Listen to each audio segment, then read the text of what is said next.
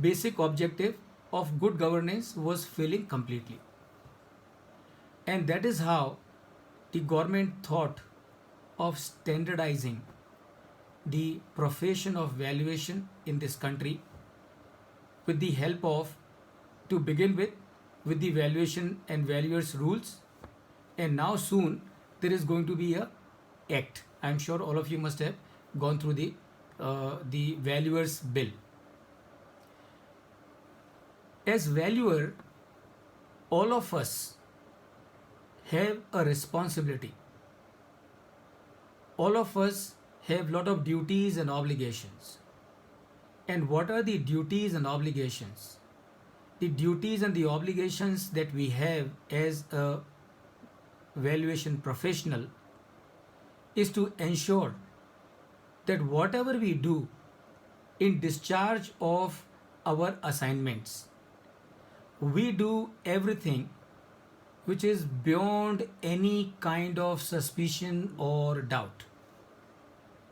We follow the ethical practices. Ethical practices meaning what?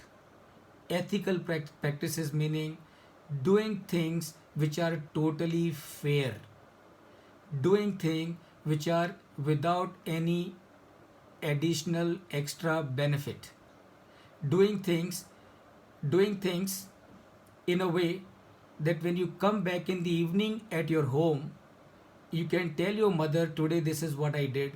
You can tell your son, this is what I did. That, friends, is the responsibility and the duty and the obligation all of us as professionals have in this country.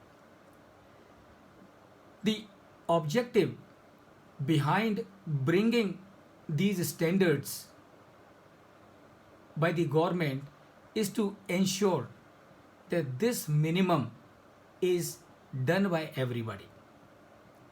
This minimum is done by everybody. So what the government has done as part of the valuation registered valuation rules, it has a separate section on professional ethics and standard.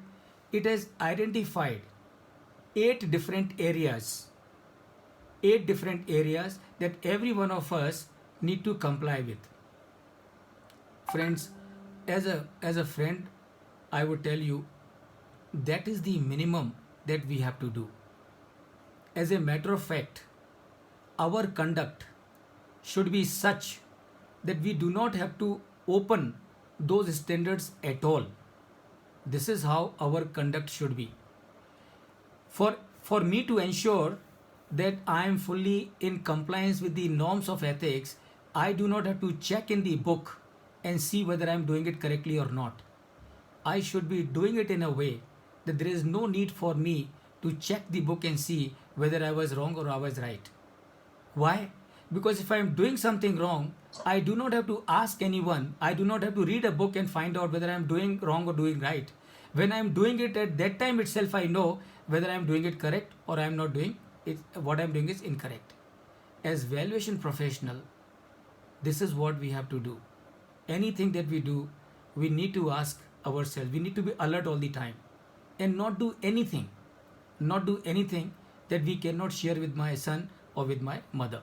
Now this is how it should be. So these standards for ensuring minimum standards, minimum thing to be done, have been classified into 8 different chapters, 8 different groups. Now remember, friends, you get I think you get a good number of questions from this portion, and what they do. Let me first show you those 8 chapters which are there.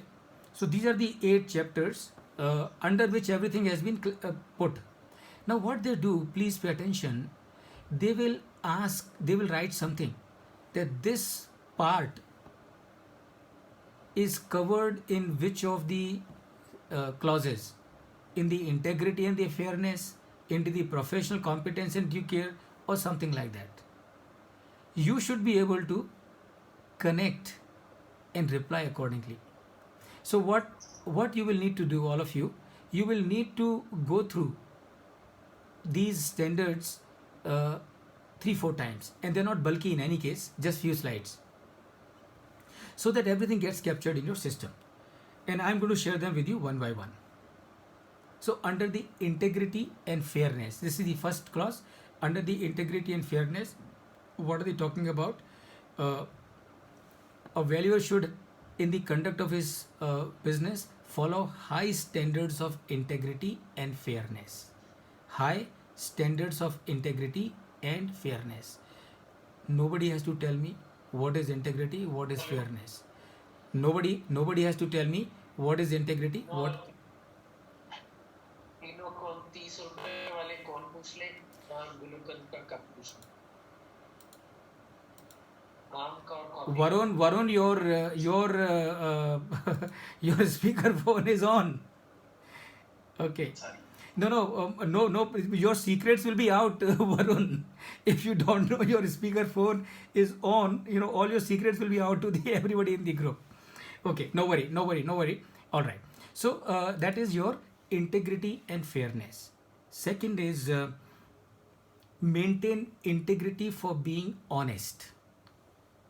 3, provides true and adequate information. As a valuation professional, it should be our endeavor to ensure that we provide true and adequate information and not misrepresent any facts or situation.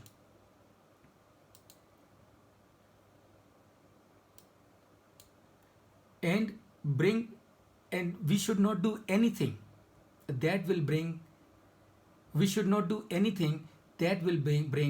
disrepute to the profession. So friends, these are the 4 things that we need to take care under integrity and fairness. So tomorrow in the examination they might put clause 2 or 3. A valuer should refrain from being involved in any action that would bring dispute to the profession. And they will give you 4 of those 8 groups that I have showed to you just now and ask you which group does it belong to, and you should be able to answer that. Then the second is professional competence and due care. So what are the things that we need to comply under the professional competence and due care? High standards of service, exercise due diligence, independent professional judgment. Now, what is the meaning of independent professional judgment? That means I am doing the evaluation. I will consult everybody. I will talk to everybody. I will get information from everyone. But when it comes to the judgment, it is going to be my judgment. I am not going to be influenced by the client. Okay, nahi sir, do this, do that, don't do that, don't do this. No. You have given me the assignment. I will do the evaluation. I will discuss with you. If there is factually anything wrong, I will correct it. But ultimately, I will not compromise on the way the valuation will be carried out. Then relevant technical and professional standards. So that means what? That means primarily all of us need to continuously keep ourselves updated. A valuer should continuously maintain professional knowledge and skill. And that is why, friends, all the RVOs are regularly conducting CPE hours. So those CPE hours are fine. But more than those CPE hours, friends, all of us will need to continuously reading about valuation. We'll need to continuously keep enriching our knowledge about development happening on the valuation part. Then valuer should not disclaim liability. Please remember, you do the valuation. In your valuation, you cannot put a disclaimer that whatever has been given in this report is as per the management, and therefore I do not take responsibility for anything given in my report. This disclaimer you cannot give, not at all. You are doing the evaluation, you have to take responsibility. Yes, of course.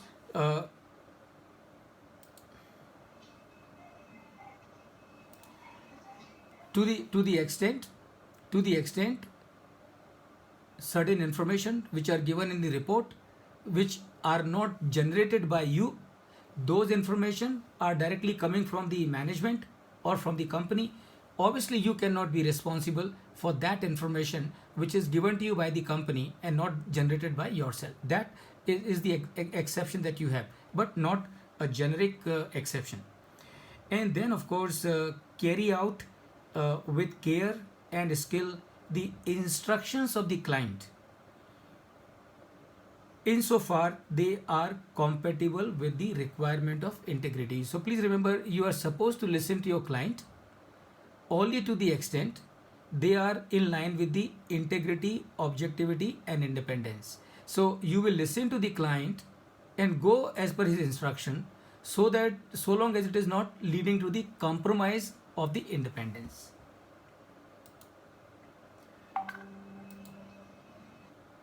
Then third is independence and the disclosure of interest.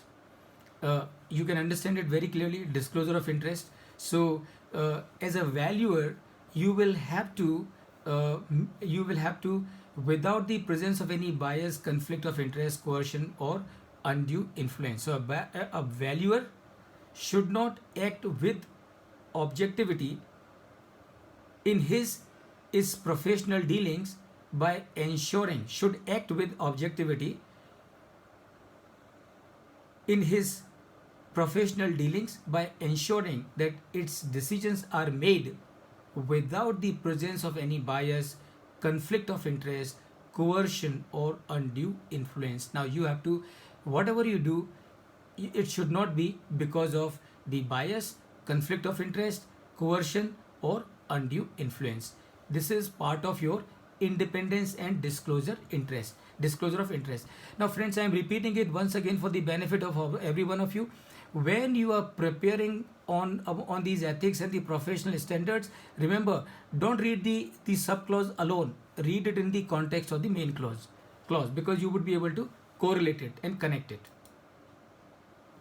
A valuer should not take up an assignment under the Act rules if his relative or his associate are connected with the company. So no conflict of interest of any kind. As a matter of fact, friends, as per the guidelines issued by the board, when you are making a valuation report, in the very beginning you have to write that I do not have any kind of conflict of interest with the client. That disclosure has to come in the valuation report in the beginning only. So you cannot accept if your employee is working, your associate is working, your relative is working with the client company, you cannot do that assignment. A valuer should maintain complete independence. And see, this is where you have to worry about, because this independence word is coming at quite a few places, and you will have to in your mind be clear about it as to in what context it is coming and when. And that you will be able to do when you are reading all these standards by yourself. Make side notes. This is in this context, this is in that context. Conduct the valuation without any external influences. A valuer should wherever necessary disclose to the client possible source of conflict. So अगर कोई possibility है, you should tell the client in advance. You as the valuer cannot deal in the securities of the company. So if you are doing valuation of a company which is a listed, so from the moment you come to know that you are likely to be given this assignment, from that moment onwards you cannot deal in the securities of the company which is going to be your possible client.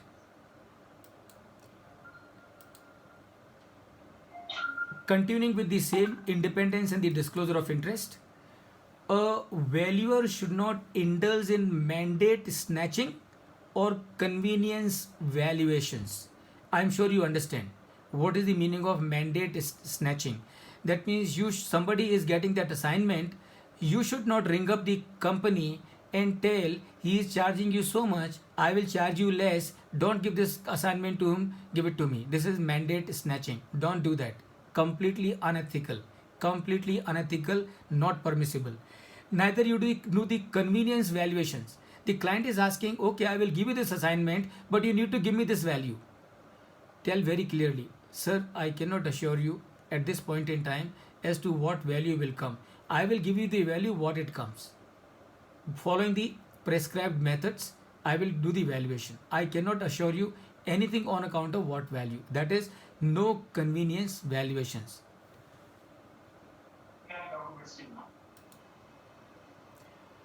And don't charge. अगर possible तो किसी को देना था ना बोल दो.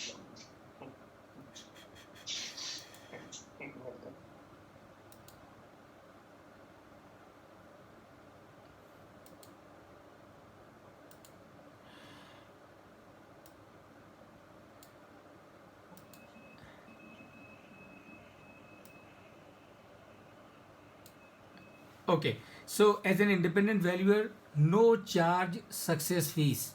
So you cannot tell the client, my fees will depend upon what will I achieve for you.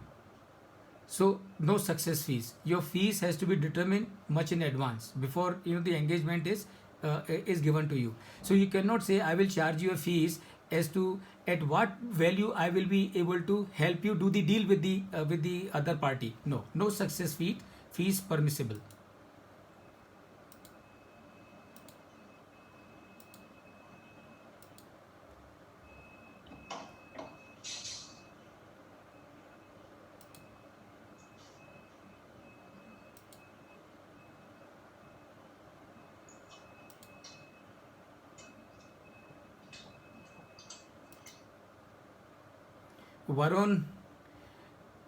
Varun, your speaker phone is again unmute. Next time we will. Sir आप म्यूट कर दीजिए ना. अरे मैं करता हूँ. I do it, but then the participants are still able to undo it actually. Okay, sir. So Varun, अगली बार आपको चाय की पेनल्टी लगा देंगे हम. ठीक है सर, ठीक है sir. Okay. All right. So then in any fairness opinion or independent expert opinion. Now please remember what is fairness opinion. SEBI, in case of mergers and amalgamations, will ask an independent valuer to give a fairness opinion. And what is fairness opinion? All of you please pay attention. Fairness opinion is that this independent valuer, or today it is the merchant banker. So SEBI will go to a merchant banker, ask the merchant banker his opinion as to whether the terms of the scheme of merger is not prejudicial against the interests of the small shareholders. So that is referred as fairness opinion. Independent expert opinion, I am sure you understand. So independent expert opinion is nothing but like taking a second opinion about the valuation. So in case if you are getting any such assignment, and if you have had any past connection with the company for which you are going to give this fairness opinion or independent expert opinion, you should inform them. Confidentiality. Can you please repeat again, sir? That we have to give a pre-intimation. We are not able to understand. Yeah, so you need to disclose. So the management is giving us this valuation. No, management is not giving. SEBI is appointing you. So you will SEBI has in case of mergers and amalgamations, what SEBI does? SEBI appoints a merchant banker to give an opinion about the scheme of the merger, saying that this scheme of the merger, in the opinion of the expert, is not prejudicial to the interest of the small shareholders.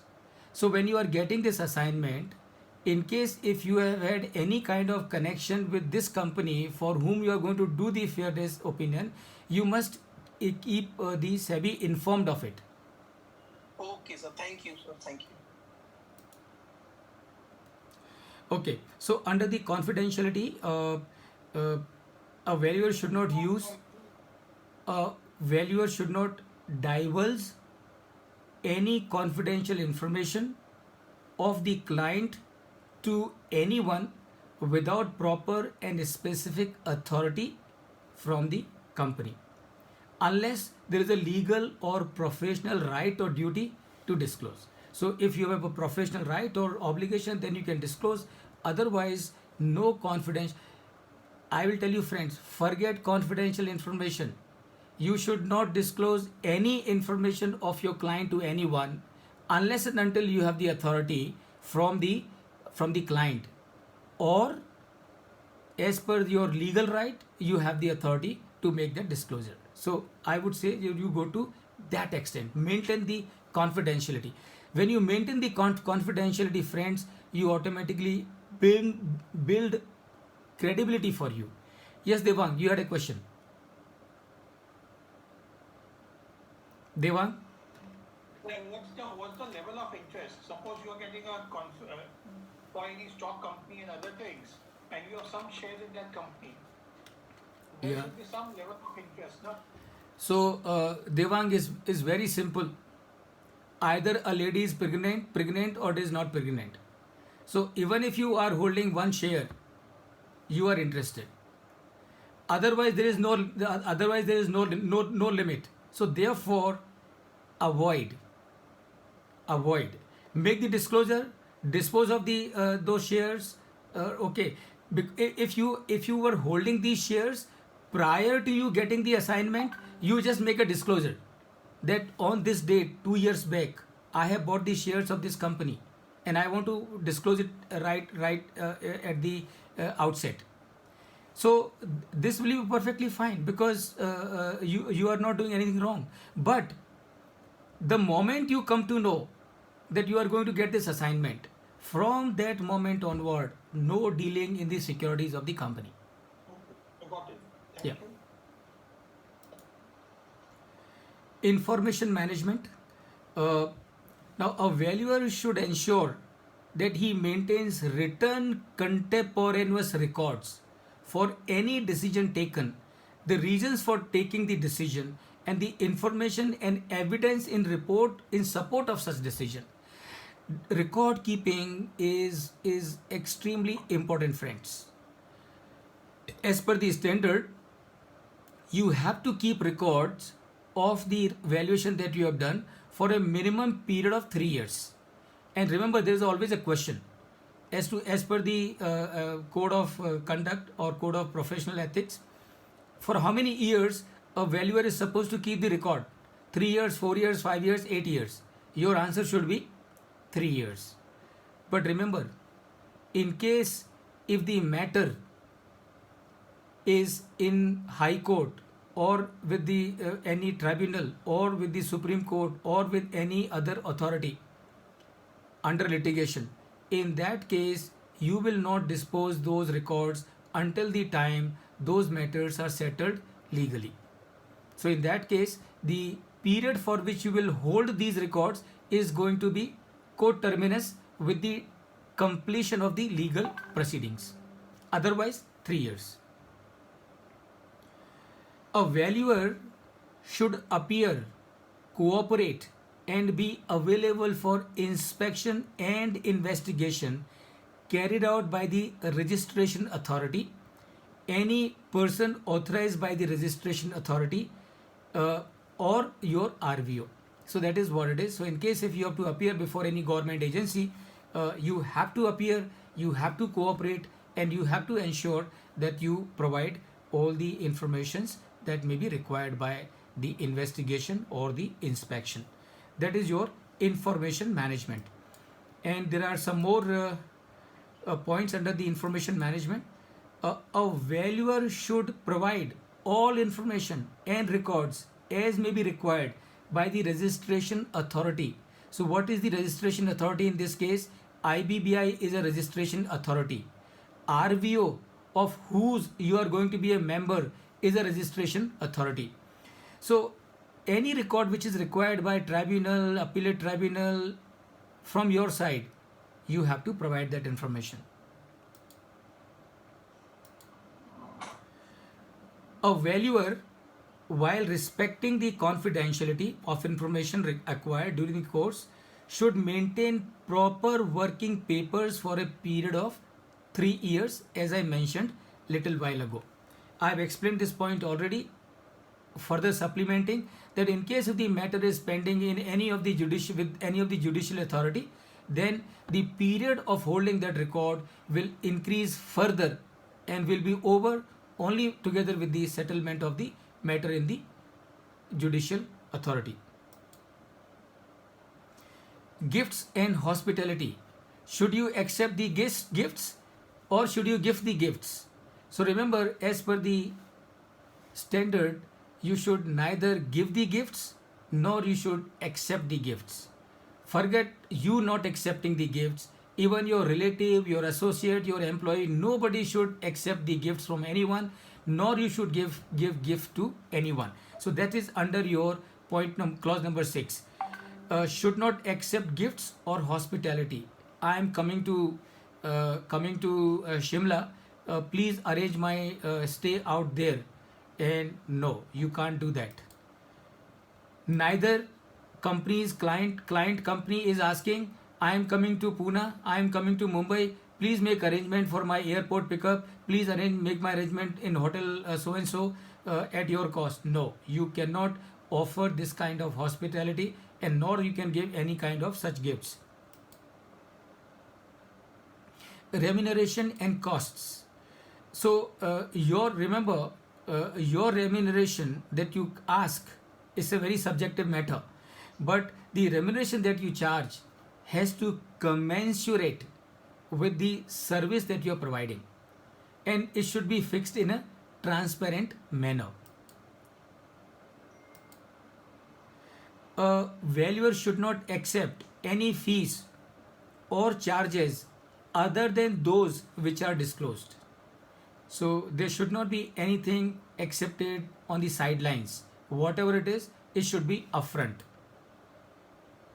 Occupation, employability and restrictions. A valuer should refrain from accepting too many assignments. It's quite obvious.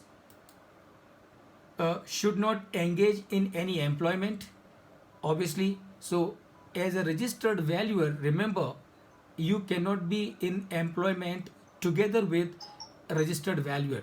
You can practice as a company secretary, you can practice as a chartered accountant, you can practice as a cost accountant, you can practice as an insolvency professional, no restriction. But you cannot take up a job, you cannot be in the employment.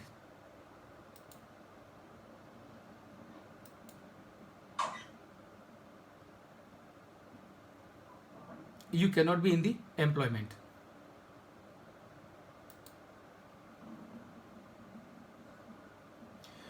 A valuer should not conduct business.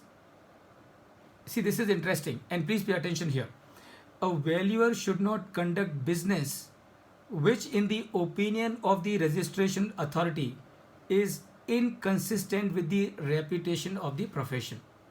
So by default, you can conduct a business, but you should not conduct a business which is inconsistent with the reputation of the profession. So basically, what is being attempted here, don't do anything that will bring disrepute to the profession of the valuation. So friends, these are the standards, these are the ethics that we need to follow as valuation professional. We should follow them not because they are documented, we should follow them because we want to set an example of being a truly a valuation professional. So with this, we come to the close of this session and move to the next one.